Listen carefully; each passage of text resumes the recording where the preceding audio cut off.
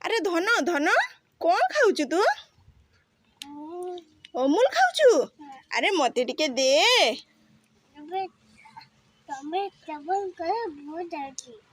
ମୁଁ ଆଖି ବନ୍ଦ କରିବି? ହଉ ହଉ ଠିକ୍ ଅଛି, ଆଖି ବନ୍ଦ କରିଛି, ଦେ। ହଉ ଠିକ୍ ଅଛି, ମୁଁ ଏମିତି ଆଖି ବନ୍ଦ କରିଛି।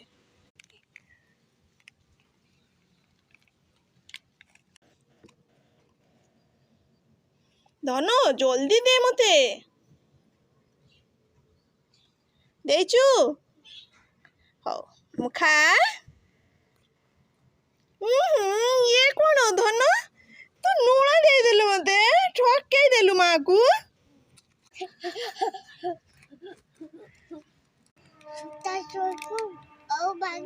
ନା ନା ମୁଁ ଆଉ ମାଗିବିନି, ତୁ ଖା ତୁ ଖା। ହେ ମତେ ଅମୁଲ ବଦଳରେ ମତେ ଦେଇ ଦେଇଛି ଲୁଣ। ଛି ଛି।